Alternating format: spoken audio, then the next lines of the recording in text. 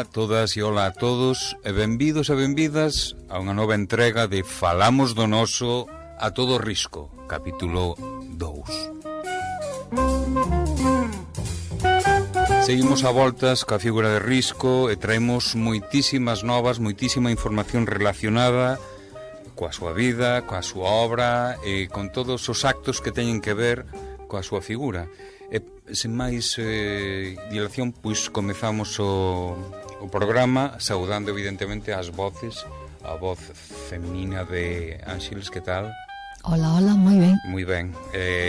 Toño, que tal, Toño? Ben, moi ben. Todo ben. E Xavier, o que vos fala, tamén moi ben. Podemos comezar xa, se vos parece ben, co capítulo da saga do Risco. Segundo capítulo, xa pasamos dese nacemento e estamos na nenez. Sí, no capítulo anterior asistimos ao nacemento de Risco a 1 da mañá do 30 de setembro de 1884 e agora xa temos o neno que anda correndo ali por a casa tendo as súas primeiras experiencias, non? O da 1 da mañá pode conducir a certo equívoco, non?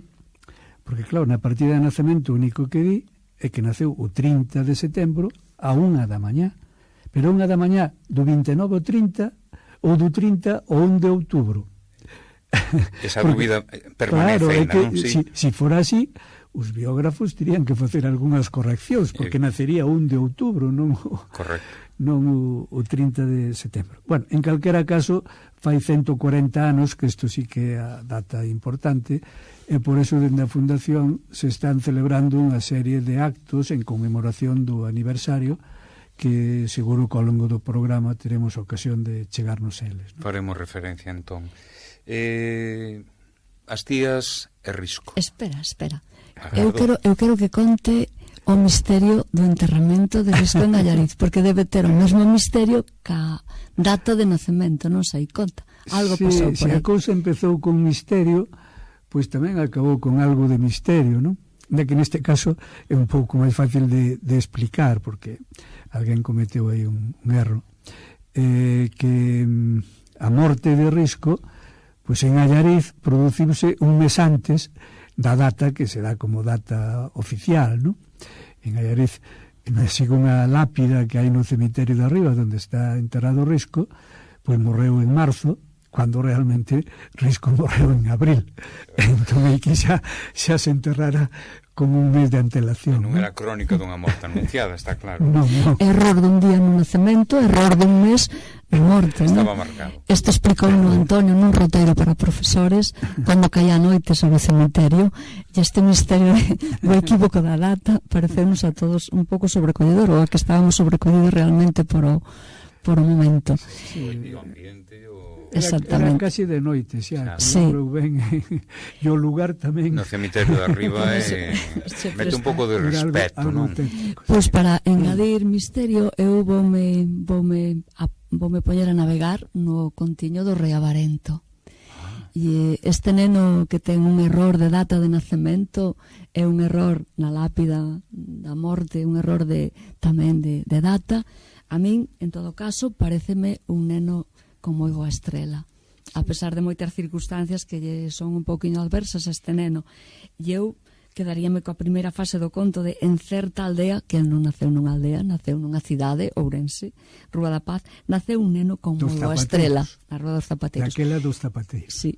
E bueno, a mí parece un neno con moi boa estrela, a pesar das dificultades que ti, Antonio, nos tes contado que tiña para desenvolver a súa nenez en plena liberdade. Contanos iso, que pasaba con este neno? Sí, di que estaba sobreprotegido, non? Que estaba sobreprotegido. Que prácticamente non o deixaban sair á rúa, el solo, cando saía co pai ou castías, ou a veces ca criada, da que despois tamén algo habrá que dicir. Incluso se lamenta delo, non? Que solo ve pasar aos outros nenos desde o balcón, bueno, que como que non lle cuadra moito. A verdade é que non todos os nenos vivían así. Blanco Amor nos fai un relato moi distinto, non? Blanco Amor, que pertenecía a outra clase social e vive un ambiente suburbano, non? Pois describe que eles hacían vida na calle, que andaban armando a seiquilla lá e no outro lado, antítese da vida tan reglada e tan planificada do neno Risco, non? Pero bueno, o que sí é certo é que nese ambiente no que il vai medrando, que as súas tías, sobre todo, que eran moi sabidas, esa é a palabra que utilizan os biógrafos, sabidas, pois escoita moitos contos, non? Dentro dun clima católico no que vivía, o ambiente familiar que el vía na casa, na súa contorna, era moi católico, pero ali escoita moitos contos sobre fadas, sobre bruxas, sobre ladróns, sobre animais, e entón seguro que desde neno pois lle foi entrando a curiosidade por todo este tipo de temas, non?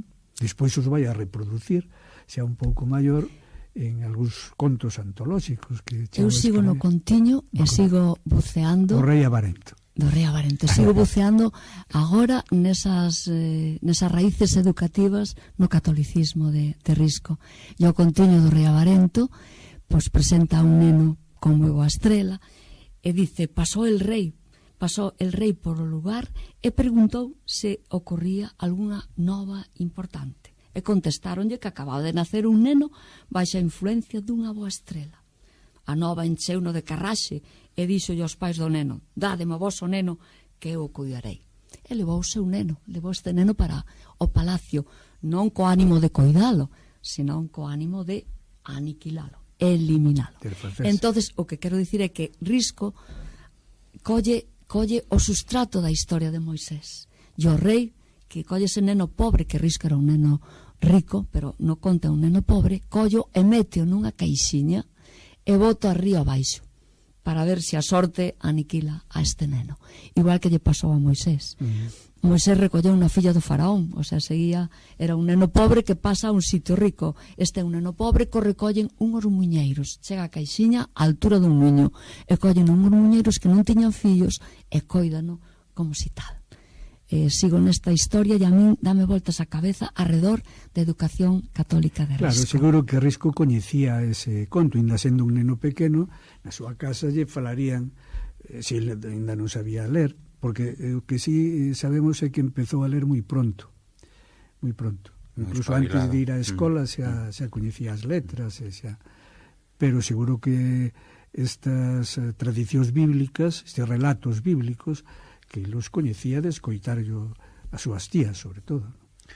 Falaches da criada, ten un protagonismo especial. Sí, as familias desta clase social, estamos falando dunha burguesía alta, de rendas moi altas, e con un nivel intelectual tamén alto, pois era moi frecuente que tiveran criadas que acababan facendo parte da familia, non? Porque pasaban prácticamente toda a súa vida na familia, e sin perder a condición de criadas tamén se as consideraba como parte da familia. E Risco fala moi ben desta criada, da que non só recibía axuda en cuestións básicas de roupa, de alimentación, por certo, unha alimentación que non era nada boa, o día Otero Pedrallo, que solo cuidaban en exceso e que non lle iba nada ben, igual que a roupa que lle puñan o abrigaban en exceso, o rapaz depois estaba sempre sudando e sempre con catarros e con cosas destas, non? Non como Otero, que sai un grande home patriarca, non? Sí. Risco era o contrario, non? E bueno, el vaise formando nese ambiente. Da criada dicía que el fala moi ben, porque non só lle cubría estas necesidades elementales, senón que era unha especie de asistente sentimental, non? Que el lle consultaba temas de certa delicadeza para un neno que non era quen de consultalos cos seus máis achegados, coas tías ou coa nai ou co pai ou coa outra tía.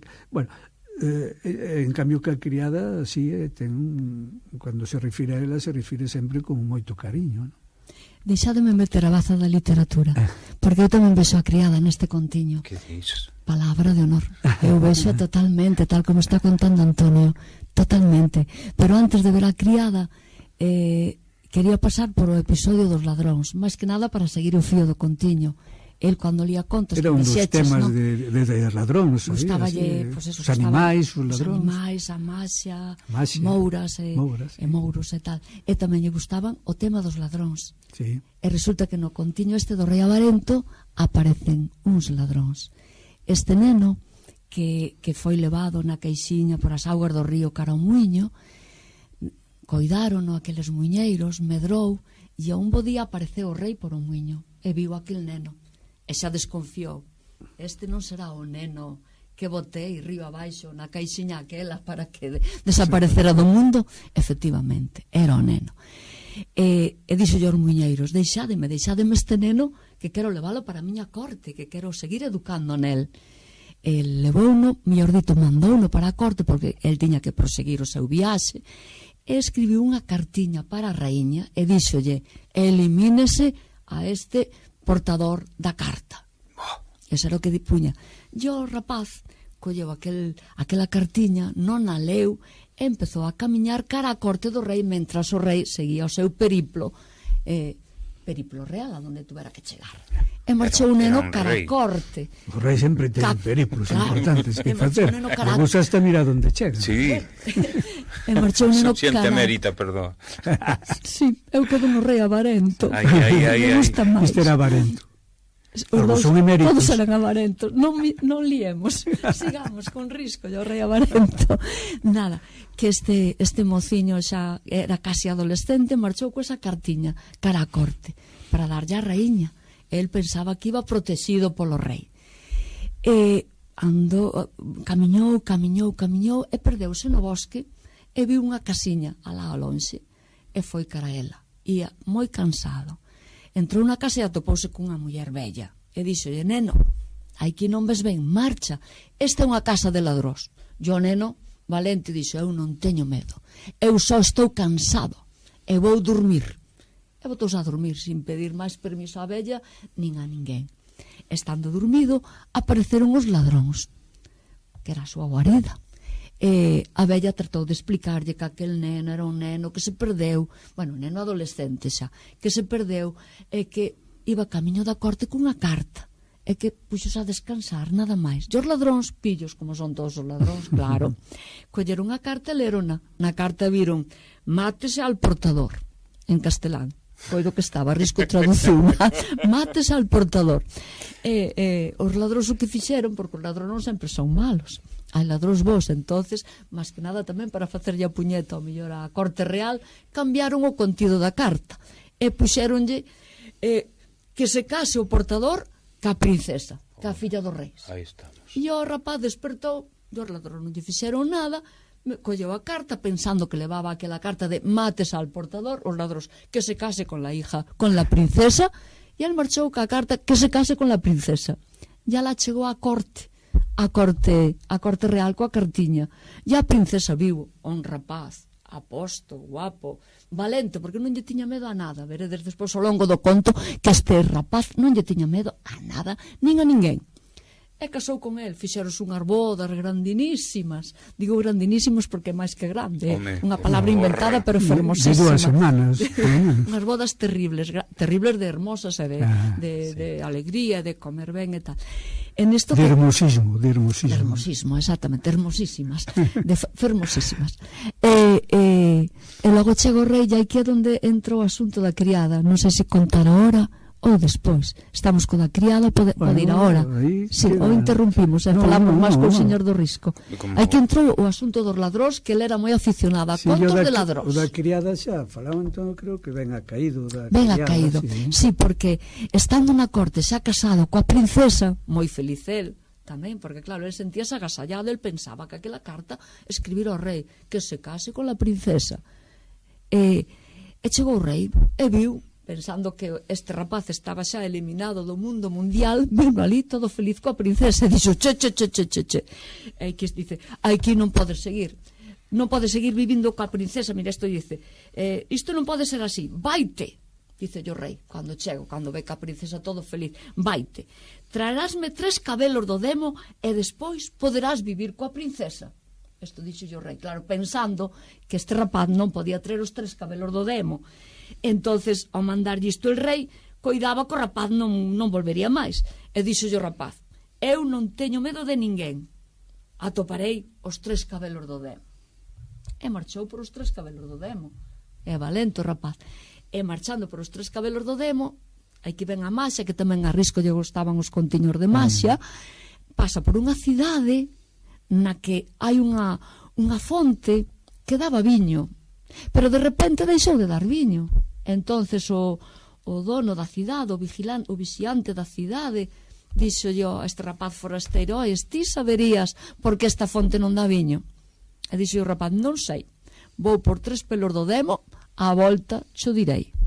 Pasou desa vila a outra vila, e nesa outra vila había unha mazaira que daba mazáns de ouro.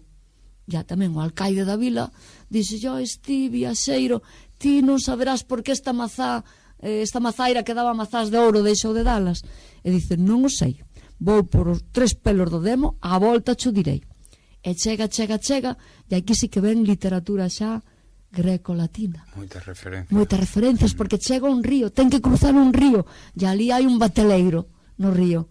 E o bateleiro estaba horrido de batelear, dalle que te pega, pum, pum, pum. E dicelle o mozo, dicelle o bateleiro ao mozo: mira, estou canso, paso todo outro lado, pero estou moi canso de darlle ao remo.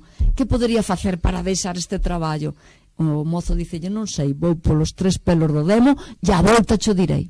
E aí que é onde ven a criada, porque pasa o río, entra no pazo do demo, e no pazo do demo, e queda aquí o contiño, no pazo do demo recibe unha muller que o recibe moi ben, que se prenda un pouco deste mozo, que o trata moi ben, e lle di: tía, que ves? E dille: buscar 3 pelos do demo. A criada do demo, claro, pero podría ser a criada de Risco tranquilamente. Dille: tú pides moito, neno, pides moitísimo, 3 pelos do demo, xa veremos. O que fixo foi transformalo nunha formiguiña. Este Maxia tamén lle gustaban a Risco os contos de Maxia. Transformouno nunha formiguiña e puxo nos rizos que traía rizos, porque era así unha saia rizada con pelo. A criada do demo era unha saia rizada, meteu ali a formiguiña, que era este neno, á espera do demo. E se queredes logo metemos o seguinte, o anaquiño seguinte, noutra cousiña da vida de Risco. Bueno, a min esta semella a criada de Risco. Ademais xa levamos varias cousas relacionadas con Risco, non? Sí. No asunto este, desde a Maxia e isto, que ele lle gustaba moito, e despois os mitos, neste caso, bueno, o doble mito, non? Porque primeiro foi o de Moisés, e despois o de Caronte e a Lagoa Estigia, non? Sí, referencias un trasvase claro desta referencia mítica. E de distintos contos populares tamén. Eso daba para un análisis. Sí, pero estamos na escolarización agora. No, temos que ir ao demo. Non me deixedes entretar o tema do demo. O demo, claro. Bueno, era o seguinte que iba a citar, claro. O demo. O do demo. É que non me vou da casa sin falar do demo de Risco. Non do demo de Risco, é dicir, de Risco a súa relación co demo e a cultura esta religiosa e os contos e todo o demais. Risco foi o primeiro, e hasta ahora eu creo que único, eu polo menos non coñezo, que escribiu unha biografía do demo. Satanás, historia del diablo. Que, por tanto, vamos a traducir ao galego. Sí? Perfecto. E entón non falamos da escolarización. Entonces falamos do anaquiño do conto que sigue co demo, que aquí ainda se ve moi ben o asunto da criada. Parece vos? Sí. Por suposto. Nada, pois que transformou o muchacho este en formiguiña, estaba ali entre os fíos e os rizos da saia desta criada do demo, e chegou o demo. A min este demo gústame moito, non sei por qué, pero pareceme un demo diferente. Se tuvera Risco diante, preguntarelle por que deseñou este demo distinto, porque eu imagino outro demo de outra maneira. Chegou o demo, ceou, hai que dizo conto, asiña que ceou, o demo puxo a testa no colo da vella e mandou que lle catase as pulgas. Eu nunca na vida pude imaginar un demo deitado no colo da vella, que sería a criada do demo, e que diga: cátame as pulgas da cabeza, porque puxo a testa no colo da criada. Eu non imagino isto. Os piollos sí, pero as pulgas... Pulgas na cabeza, o sea, non nos pelos da cabeza, non noutros pelos, como se acostuma a decir por aí. Entonces, e non tardou en adormecer. Adormecendo o demo, a vella estaba catando na cabeciña do demo e arrincáballe de cada vez un pelo. E o demo despertaba, ui, pero que me faz? E dice, nada, decía a vella, arrincaich un pelo. Pero como faz iso, muller? Estaba soñando. E que soñabas? E aí que vais resolvendo a máis os enigmas da fonte, da mazaira e do bateleiro. Nada, soñaba que había unha fonte tal, que daba viño e agora non dá. E dice, son uns tontos. Si miraran ali debaixo dunha pedra, hai un sapo. Si matan o sapo, a fonte volve a dar viño. Entonces a formiguiña que estaba aquí, que era o rapaz, escoitaba as solucións do demo. O demo seguiu dormindo e a vella seguiu catando e as pulgas, tin, talle que te pego coas pulgas, chin, outro peliño para fora. Pero que faz, muller, pero que faz? Esta confianza, porque mirade, dille, que faz? Eu que lle dicei que non conto, o demo a criada así, esta confianza, eu imaginaba de outra maneira, pero o Risco había que preguntarlle por que esta confianza. Arranqueiche outro pelo sin querer, pero que estabas pensando? Estaba soñando. Pero que estabas soñando, muller, que estabas soñando? Nada, que había unha mazaira que daba mazás de ouro e non as dá. Ai, se eses da vila son tontísimos, dille que maten a un rato que estálle mordendo as raíces da mazaira e solucionado o conto. Seguiu, falta un pelo por arrincar, seguiu catando na cabeciña do demo, entón chum, outro pelo fora. Pero que faz, muller, que xa é a terceira vez que xa me estás amolando, dillo demo, amolando. E dice, nada, que arrinqueche outro pelo sin querer, é que estaba soñando. Pero que soñas? Pero ti que soñas? Nada, é que hai un bateleiro aí que pasa dun lado para outro, a xente está aburridísimo de ser bateleiro. Que terá que facer? Ese outro tonto como os alcaides da vila. Que veña primeiro, que lle meto o remo na mao e xa queda de por vida outro remeiro. Lóxica pura, por favor. Lóxica pura. E non vedes a Risco acariñado no colo desa criada, dicíndolle cousas, como decías, Antonio, cousiñas sobre incluso amorosos, non? Sí, sobre a vida amorosa e demais. Sí. É que eu nesta naquiño de conto, a criada do demo para min é a criada de Risco. E nin co demo fora o mesmo Risco, porque este demo para min non é demo. Eu imagino-me así con uns cornos terribles e menos agarimoso, porque deitase no colo da criada. E aparecen tamén os animais, o rato e o sapo, que é tamén unha constante nos contos de Risco, non? Bueno, é unha visión, é unha tontería, pero estou metida no demasiado conto.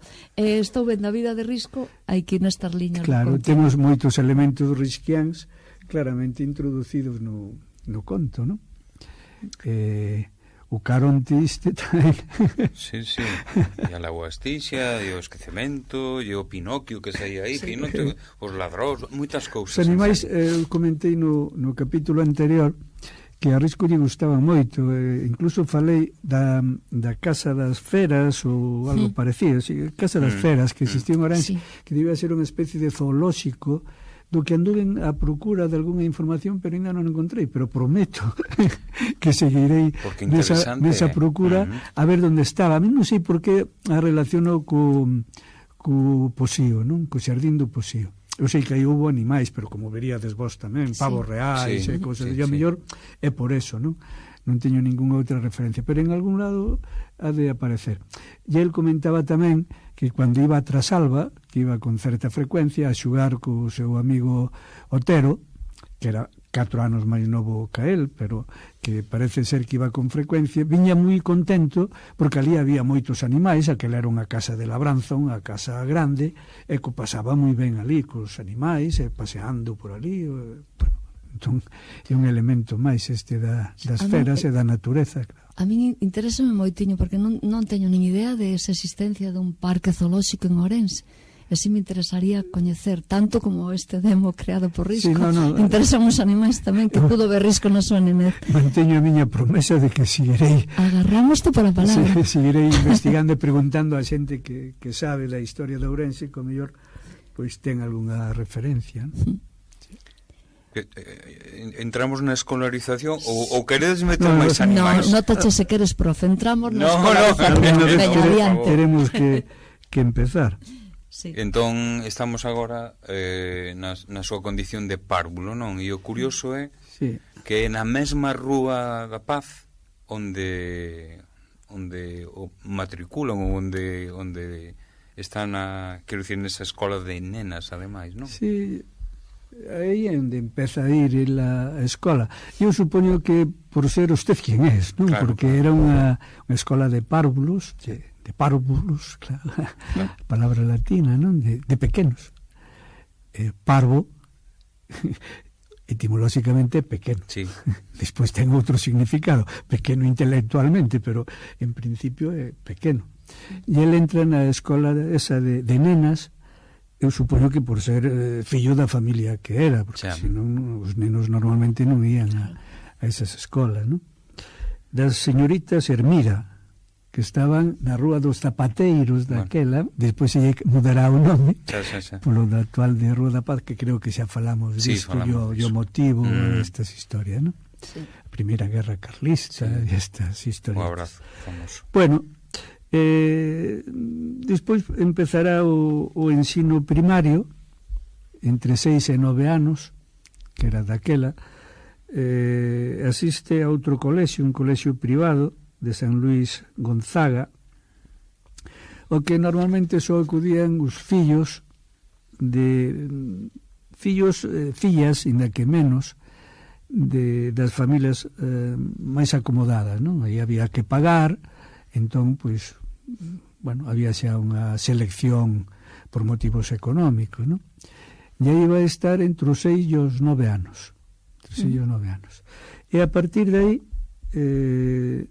porque, ainda que coa lei Moyano é a primeira lei de educación de 1857, este ensino teóricamente era obrigatorio, pero na práctica, pois moi pouca xente asistía a esas clases, a non ser esta xente das clases medio altas.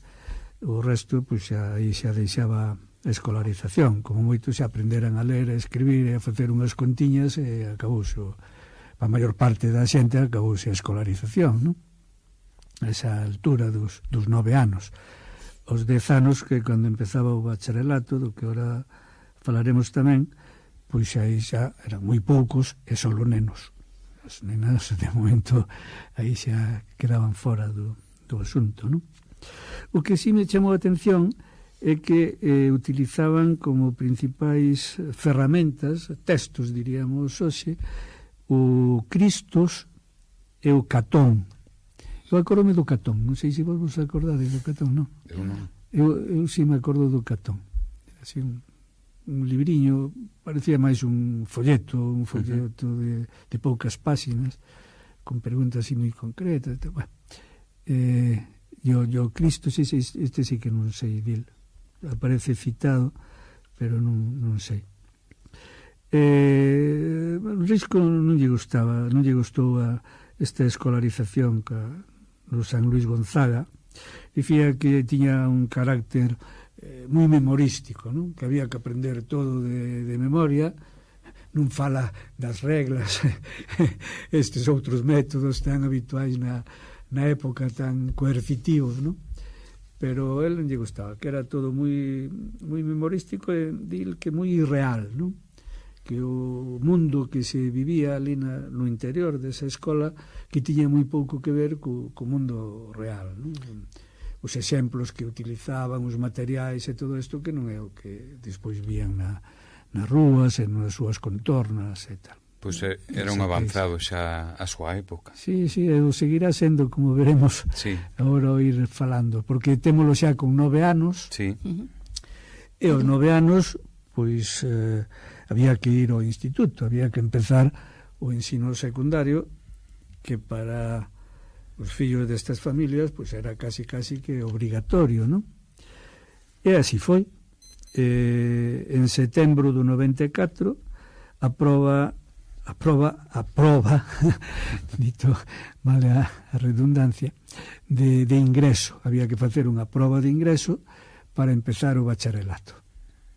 El empezo vai estar desde o 94 ao 99, é dicir, 5 anos, que era o que daquela duraba o bacharelato.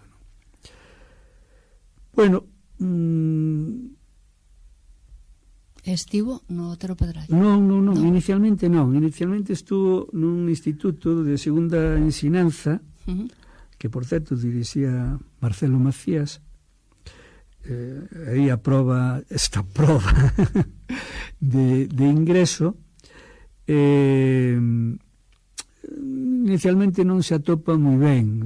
Di que os compañeiros que falaban moi alto, ele debía estar acostumado a que na súa contorna no medio, o silencio, non? Sí. A que a xente falara en un tono moderado, e ali di que non, que falaban nun tono moi alto. A min eso chámame moita atención, que un neno sinte incomodidade por o barullo das aulas, chámame unha atención. Pois iso formaba parte do seu bagaxe educativo, non?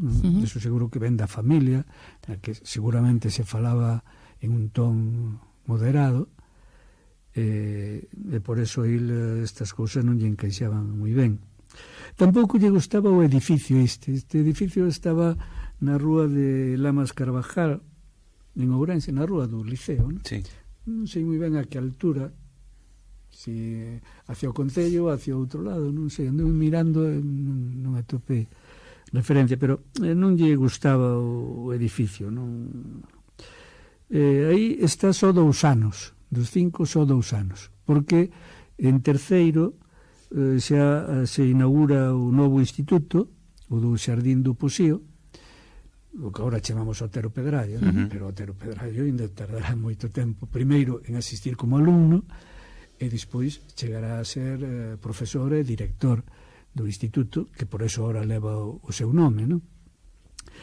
Bueno, este instituto inaugurouse no 96, en 1896, daquela era moito máis que un instituto, porque a máis do instituto albergaba a escola normal de magisterio, a biblioteca.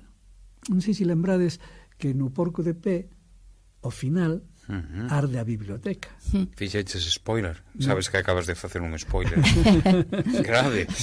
Ai, la vida. Sí, pues, señora. Arde a biblioteca no Otero Pedrallo, que era onde estaba, daquela instituto de segunda ensinanza, ¿no? Pois eso estaba tamén aí. Estaba tamén a Escola de Artes e Oficios. Aglutinaba, non? Sí, no mismo edificio había estas institucións, un instituto de secundaria, a biblioteca e a Escola de Artes e Oficios, non? Mira, Antonio, sabes se este edificio do Otero Pedrallo lle gustaba, porque o de Lamas Carvajal non lle gustaba, pero este non sabemos. Tampouco lle gustaba demasiado, porque di que as clases e os corredores que eran demasiado amplios, que se perdían ali, que... É que é curioso, porque eu cando lín este plan pedagóxico para a galeguización das escolas de Vicente Risco, chamoume moita atención isto que lín, que di el, que ten que ser, claro, reflexo desta primeira experiencia que tuve en contacto coas aulas e con os estudos regularizados. Dice, a beleza do edificio escolar ten unha fonda importancia educativa. Compra atender máis a beleza que a ostentación. A escola non precisa ser grandiosa. E se o é, por iso pode perder toda a beleza. A escola non precisa un pazo, pero a casa da escola non debe desentoar coa paisaxe, senón que se debe incorporar a ela como un elemento máis de beleza. E que hai unha serie de cousas que eu vexo acá que me fascinan e me gustan, me parecen modernas. A escola non deben desamais sacar os nenos do seu medio natural. Claro, entón isto evidentemente non encaixaba co modelo referencial que podía ter en Risco, non? Eu supoño que se podería xustificar porque non era unha escola ao uso de unha vila pequena ou de senón que era claro, o paraninfo do Otero Pedrallo, pois unha cousa as aulas, os corredores, as escaleiras e todo. Eso non cadra con ese modelo. Eu creo que a justificación podría ser pois eso, que era un multiusos, non? Non só era escola, que era de ensino secundario, senón pois isto outro, de escola normal para a formación de profesores, ali albergábase tamén a biblioteca, máis a a outra función que era Escola de Artes e Oficios. A Escola de Artes e Oficios. Se entende que por un lado iban os bachareles, os que iban para ser bachareles, e por outro lado iban o que hoxe chamaríamos a formación profesional, o de artes e oficios, ¿no? Eu me imagino así, e supoño que así debía ser. Pero claro, evidentemente está moi lonxe do modelo que comenta Risco. Ou tamén se pode explicar, non sei, porque este plan pedagóxico foi feito para o mundo rural, non? Sí, para a galeguización... Fundamentalmente para o mundo rural. Entón, seguramente Risco se deu conta de que os edificios escolares, incluso na propia cidade, non estaban adaptados, ao mellor, a todos os nenos da cidade, e eran suntuosos en exceso, moitos deles, ou irregulares para a función dun adolescente, e cando el fai este plan pedagóxico pensando no rural, insiste moito neso, de que os nenos non se lle saque do seu medio natural, que a escola debe ser cousa familiar para os rapaces, que non choque cas súas costumes, unha casa imitando as casas onde viven. Claro. Bueno, son afirmacións similares que ten neste plan pedagóxico que a mí me gustan moito, e que a escola este conectada cas actividades que se fan normalmente, non? Nos casos de nenos que se moven en un medio rural, pois que teñan tamén contacto con ese medio rural, incluso que a escola faga actividades dese tipo, claro.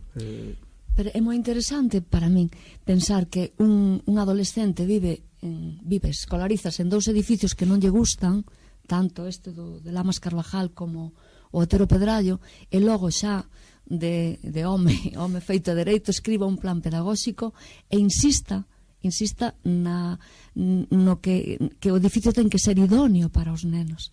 A min chama moita atención. A vida dun escritor traspasa logo as follas da súa escritura, inevitablemente. O plan pedagóxico foi un encargo que lle fixeron a Risco despois da Asamblea de Vigo.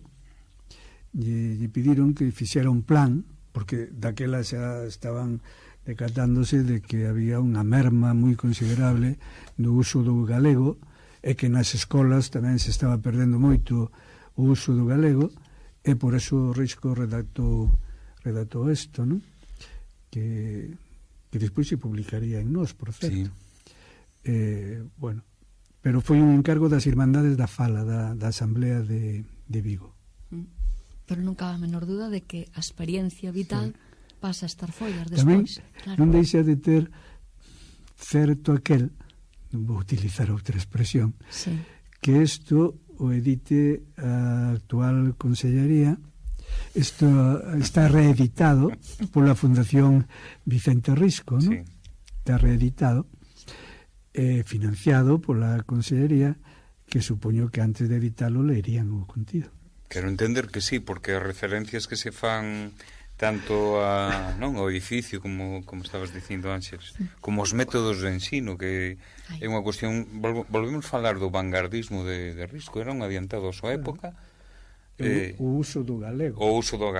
Porque galeguización quere dicir todo eso, galeguización do edificio, que este acorde co entorno, galeguización tamén dos contidos, galeguización do medio de entenderse, que era a lingua. Risco nesto non é radical.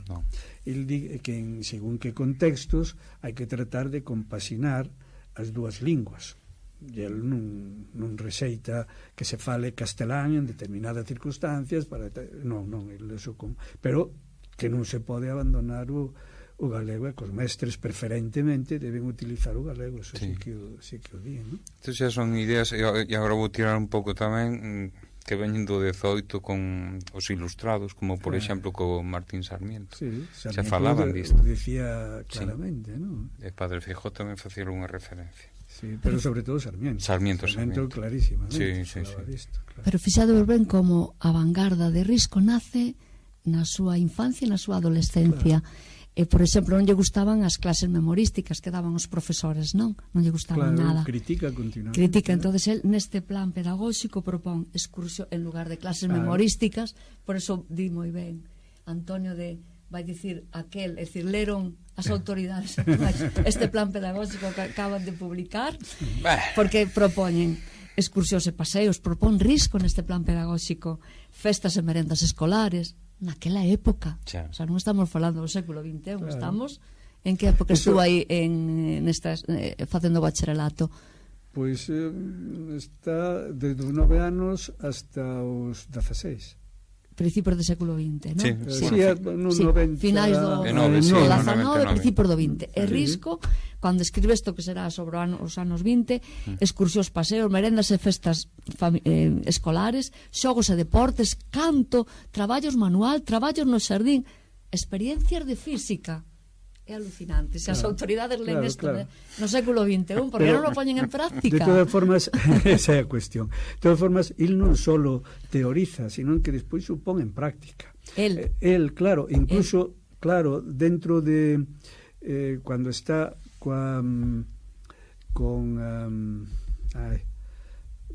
xa dentro de nós, a sección pedagóxica, non? Sí, il leva a sección, sí, pero il fai moito fincapé nas eiras, non? Que eles lle chamaban, en salir aos lugares como método de investigación, non? Sí, claro. Salir fora, traballo in situ, multidisciplinar entre xentes de distintas especialidades, e ademais yo inculca aos seus compañeiros, non? Sí, sí. O que decimos, un vanguardista. Sí ou non? Sí.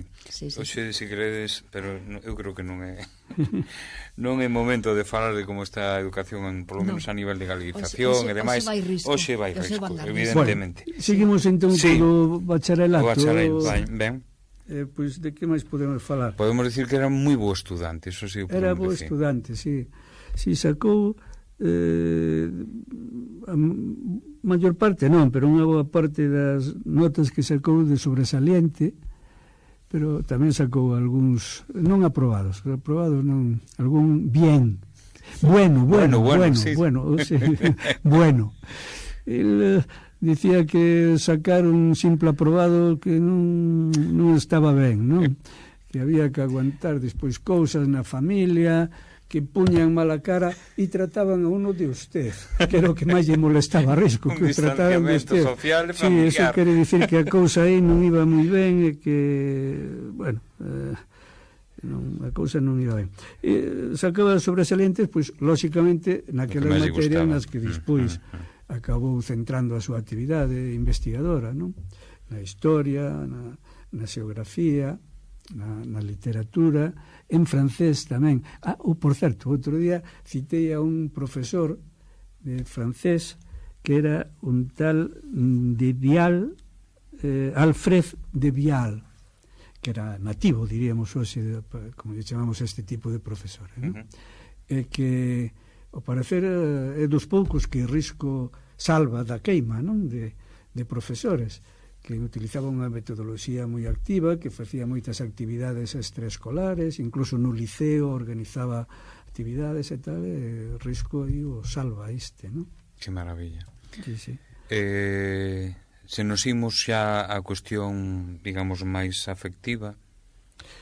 Sí, claro, porque estamos falando dun adolescente. Por iso.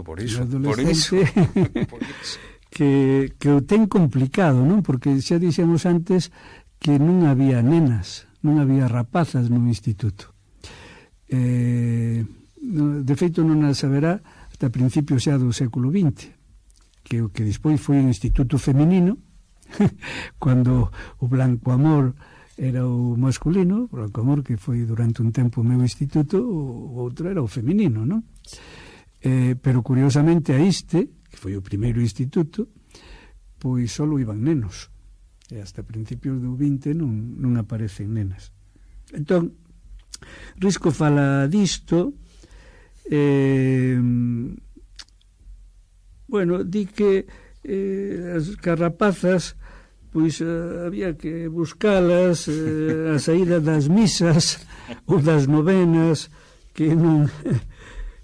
Curiosamente chamou a atención que fala tamén da filla do dono dunha librería que había na Praza Maior, un tal Martino, que ao parecer debía ser unha rapaza de moi bo ver, e que eles iban de vez en cuando ali non para comprar ningún libro ni nada, sino para ver a rapaza esta e tal. E di que desta forma se iban organizando algúns paseos, a Rúa Central de Ourense, ou se seguimos chamando a Rúa do Paseo, non? Sí. E que iban acompañando as mozas hasta casa cando podían, que era así o máximo que podían facer, non? E bueno, o certo é que con 16 anos pois xa o temos graduado, xa é un bacharel, e a partir de aquí seguiremos noutro capítulo, porque aos 16 anos vai empezar xa curiosamente os estudios de Dereito, non? Os estudios de Dereito na universidade. Bueno, na universidade non, porque ao principio, bueno, xa desto xa falaremos, pero os 16 anos, digamos que era a idade para comenzarnos. Sí. O normal é que a xente acceda á universidade aos 18 anos, sí, claro. Pero daquela era aos 16, co cual obviamente se graduaban despois moito antes tamén, non? Bueno, pues deixamos esta segunda etapa. Sí, deixamos o adolescente. Eu quería dicir, pode ser, non sei por favor, como se pode ser? Ten que ser. Sí, nada, eu quería mergullarme un pouquiño nos contos, neste detalle de que se conformaban con mirar. Amaban mirando, non? Sí. Digamos, de algún xeito, a salida do rosario, da misa. Pois hai unha especie de platonismo, non? Así... Sí, pero ten que ser fantástico tamén. Claro. Pareceme extraordinario. Sí. Bueno, non entremos en Viva cosas Platón, amorosas. pillas ideas. Eu simplemente quero entrar nun contiño sin contalo, simplemente decir que existe un contiño de Risco que se chama Meixelas de Rosa, que fala xustamente do que acabades de decir.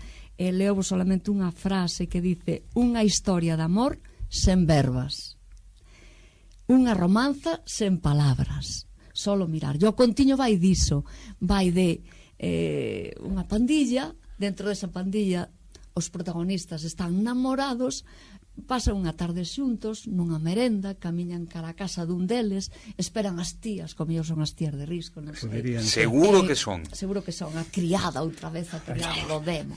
E van ali e confórmanse, sí, charlotean pero dicindo tonterías, pero o que é charlotear de cousas serias de amor, non, confórmanse con mirar.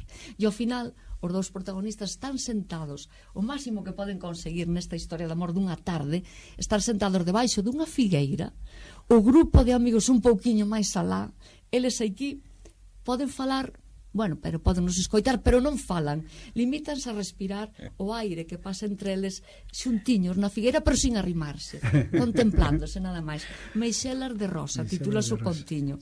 E non dixemos o final do outro conto. Ibache preguntar, porque eu quedo intrigado de como rematou o Rei Avarento. Pero podemos deixalo para que lea a xente, que lean este 3 contos de crianzas. Sin dar ninguna pista. Bueno, está ben. Sin dar ninguna pista, que vexan como rematou. Levou aquel mozo os 3 pelos do demo, pelos da cabeza, non de outro sitio. Amigo. Levou os 3 pelos da cabeza ao palacio do rei, seguiu ca princesa, que lle pasou ao rei? Non me digades que isto non é como unha... Remataría o rei de Bateleiro, ao millor. Se cadra así. Porque o rei era avarento, e direivos que cando o rapaz marchou cos 3 pelos do demo cara ao palacio do rei, metéronlle o bateleiro e os alcaides das dúas cidades, como lle resolveu o misterio, metéronlle pepitas de ouro, onciñas de ouro, nas alforxas de un cabalo que lle regalaron, e nas alforxas de outro cabalo que lle regalou outro, metéronlle barras de plata.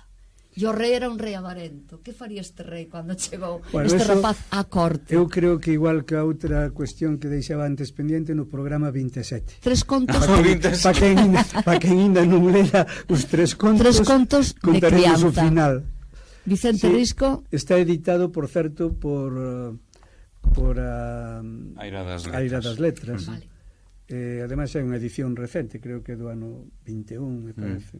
Yo das Meixelas Meixelas de Rosa, tan bonito, con todo de amor, que solo se miran.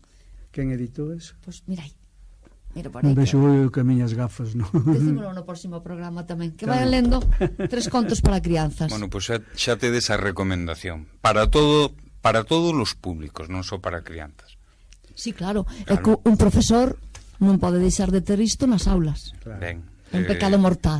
Ben, de acordo. Hai que dicir tamén que a edición está moi cuidada e as ilustracións son extraordinarias. lindísimas, Sí. lindísimas. Fácil de ler, letra grande, Sí, o sea, sí. para as aulas recomendable. E cunhas ilustracións E para a estupendas. familia, cando lle len os contiños antes de ir dormir, 3 contos de Risco.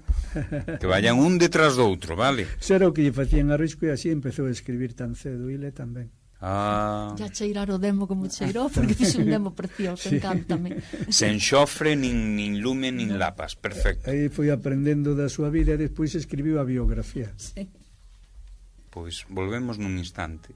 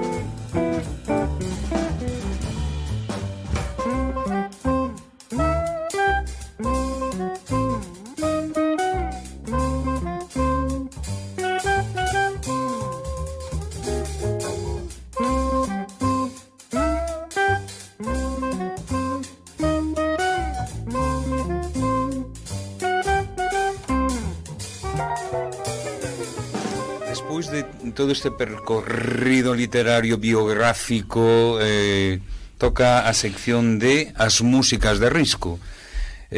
Claramente a relación entre Risco e a palabra música é permanente, presente. O pasado 7 de setembro, sábado, ás 8, un saxofonista de Lugo, Xurxo Morales, amplamente recoñecido, amplamente premiado e amplamente galardoado, actuou nun concerto con pezas de distintos compositores como Bach, como Schumann, como Paul Creston e outros máis, acompañado dun nome que xa é Do Brais. Sí, de Brais González, que é o coordinador un pouco deste ciclo, non? O acto inscríbese nun ciclo que ten a fundación xa de anos atrás, que ora lle chamamos neoartistiñas, que é de música clásica a raíz do momento en que descubrimos que o piano que había na casa, que foi herdado, era da familia, non? Pois que era un piano que pagaba a pena rehabilitar, así nos lo dixo unha profesora que estivo ali do Conservatorio de Oporto, que pagaba a pena, rehabilitouse. Entón agora hai un ciclo que vimos chamando últimamente neoartistiñas, para crear así un espazo no que xente nova poda empezar a darse a coñecer, en este caso, pois, eso foi a Xurxo Morales de Rábade, Lugo, de apenas 20 anos, pero espectacular. Ou seja, que de neoartistiña venlle a caído. Sí. De feito, ahora está facéndose a cursos superiores, moi superiores, en París. Neste momento se está xa en París, no Conservatorio de París, e con un nivel que a mí me pareceu extraordinario. Iso que quería preguntarte como asistente. Extraordinario, porque ademais tocou cousas moi variadas, que citaches algúns autores, algúns clásicos ben coñecidos, outros non tanto, pero algún deles iba explicando cada peza que interpretaba. Algún deles nos dixo que era unha peza pouco coñecida, porque casi diríamos noutro contexto que era de circo, non? Unha peza de circo, que só as interpretan para concursos ou cousas así, con unha gran dificultade técnica. En algún momento o saxofón chegou a soar casi como un instrumento de percusión. A mí me parecía unha cousa increíble, non? E despois o contido, pois, de todo, desde os clásicos hasta cousas de jazz, de bossa, moi variado. Bach, pois, evidentemente ben coñecido, Schumann tamén, unha peza de Brais González. Brais González é o coordinador deste ciclo, pianista, un extraordinario pianista, que está sacando uso o piano. Ele acompaña en todos os concertos, e piano máis un instrumento, a veces unha voz tamén. Neste caso foi o saxofón. Nos dous concertos que quedan deste ano 24, un en outubro e outro en decembro, vai ser de violín con piano. Sempre o piano. É a cousa máis fermosa que escoitar estes concertos no sitio propio, co piano da casa de Risco, co piano de Mari Carmen Fernández, que era súa muller, claro, a dona da casa, claro. En Allariz este privilexio, vamos.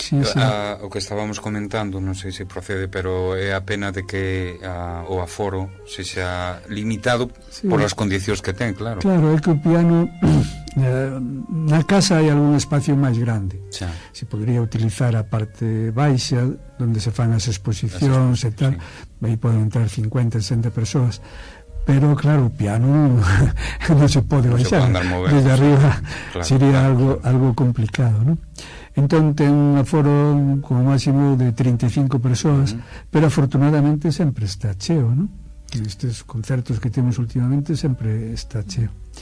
E desta ocasión, pois, gravamos esas pezas, e ben seguro que algunhas delas poderemos ir escoitando. Eu creo que a grabación que vai soar agora será testemunha disto que estás dicindo, e máis a túa recensión magnífica de presenza.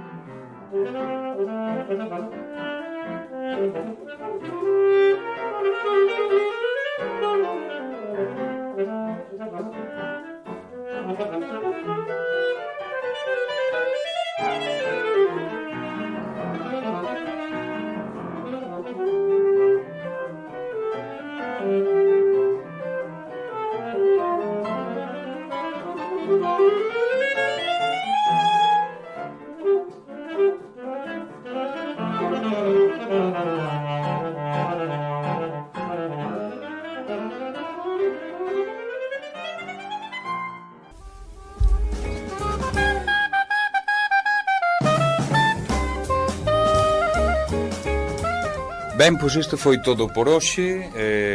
Agardamos que enchera a as ansias de saber, de Risco, a ansia pola literatura de Risco, a música de Risco. E só nos queda emprazarnos ou adiar a noso encontro ao próximo programa, que será o terceiro. Ángeles, un placer enorme. Grazas. Fixeches noso conto atractivo. Quedou final. Bueno, quedou final. Tamén queda a recomendación de que a lectura é a nosa amiga. Os libros son os nosos amigos. Moitas grazas por estares aquí. A vos. Toño, que dicir, pois seguindo... Un placer. Seguimos aprendendo de Risco. Un saúdo a todos e esperámosvos para a terceira entrega. Adeus.